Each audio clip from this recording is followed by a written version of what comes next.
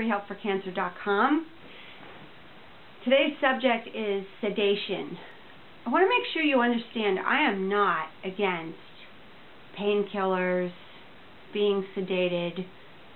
They're a must medically. You have to have this.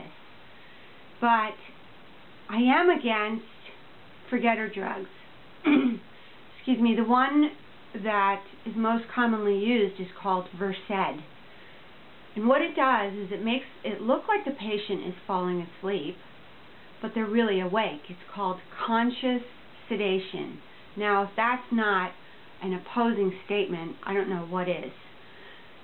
The thing that's so hideous about this is I first heard about it from a friend of mine. Her son had broken his arm pretty badly. She said his arm looked like a Z, and they were in the emergency room, and he was given Versed, I guess in a shot, and he sat there moaning and writhing in pain, but after they set the arms, he didn't remember the incident. What's the point of forgetting if you're in pain the whole time?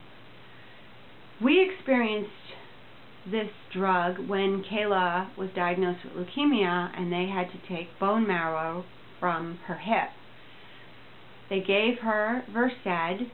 She got relaxed and sleepy. Then she was turned over. Doctor made sure she was completely relaxed. Then he pulled out this giant needle, about this long, and he starts to stick it into her back of her hip, and she rears up in pain, and I have to hold her shoulders down while she is screaming. But this was my introduction to conscious sedation.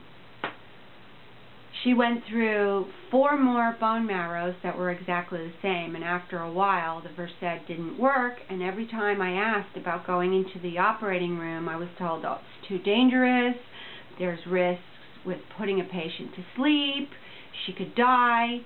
Finally I said, no more. That's it. I want her put out, and I don't care what you say. Meanwhile, when she went for the procedure in the operating room, they used a drug called propofol, which did put her completely to sleep. Nobody had to hold her down during the procedure, and she woke up relaxed and happy with no added trauma. So I'm just warning you that Versed and drugs of this class, I think, are barbaric. I think a patient should never experience pain, even if they forget it. And I had a doctor say to me, when I was questioning him, we went for a second opinion, and I asked about the procedures, he said, and I quote, I'll never forget this, in today's society, with the technology that we have, there is no reason for any patient to experience pain on any level. That said it all for me. So I'm doing this video to warn you about this drug and let you know that even if you feel pain during the procedure and you try and escape, you're going to be held down and you won't remember it. I think that's disgusting. I'm sorry. I think that's horrible. I will never, for the rest of my days, ever agree to that kind of drug being given to me. So there you go. I'm sorry it's so harsh, but I'm telling you a true story.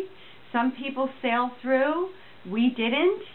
And even if Kayla did, the idea of her lying on the table feeling such terrible pain is abhorrent to me. So maybe this will give you second thoughts and information to help protect you from any added trauma. Thank you very much. My website is freehelpforcancer.com. Bye-bye.